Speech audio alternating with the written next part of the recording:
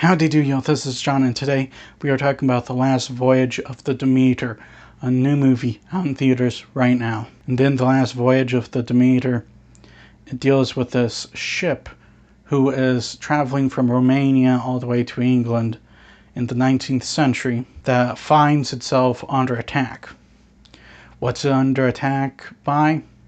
The vampire Dracula. This movie is literally a story about the crew on the Demeter from the book and some of the movies, and the situation that they had to deal with Dracula on board. And to be quite honest, it's not bad, because first and foremost, what I liked about the movie, Clemens, the main character, is actually very well done. While they could have beated you over the head with some messaging from some of the issues in the 19th century and try and force that as the reason to like Clemens, they instead go the route you should go, just make Clemens a likable character. He's smart, he thinks on his feet, he is resourceful. They do things that make you genuinely like him, and rarely do they talk about some of the issues of the time period that this film takes place in. Also, Corey Hawkins does a very good job as Clemens. And I also like Andre Overdahl's approach to horror with the film. He does something very similar that he did in The Autopsy of Jane Doe, and actually has this slow build-up to the horror. It's a slow startup, but it's never dull. And once the horror starts, it gets going real quick. And as far as the storytelling goes, for the most part, it's really well handled. The storytelling in this movie, yes, there are some cliches in it, but they do things differently with these cliches, and it makes you forget that. They do similar things to the movie Alien and create this very tight, claustrophobic feel to the film.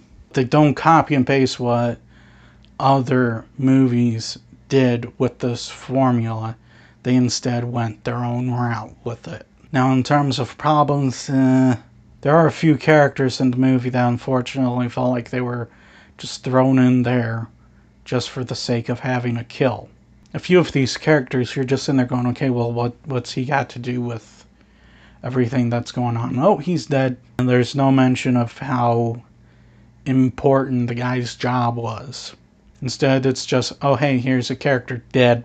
And while they start off doing what I think they should have continued doing, with not directly showing Dracula, just keeping him in like the blurry backgrounds or in darkness or something like that, it gets to the point where I think they show him a little too much, and he just starts to become a little less intimidating.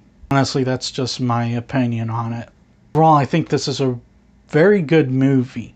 I think it deserves kind of the divisive response that it's getting, not really. But I do understand certain people's issues because they're used to jump scare every 10 minutes instead of the more slow-paced horror that's actually extremely effective. Overall, I think this was a very well-made movie. I had a couple issues with it, but other than that, it's extremely good. And if you guys want to check it out, I'd recommend it. I give The Last Voyage of the Demeter an 8. That's all the time I have for today. Please hit the like button if you enjoyed this video. Please also subscribe if you're new to the channel. And as always, please remember, the Badetsky will return.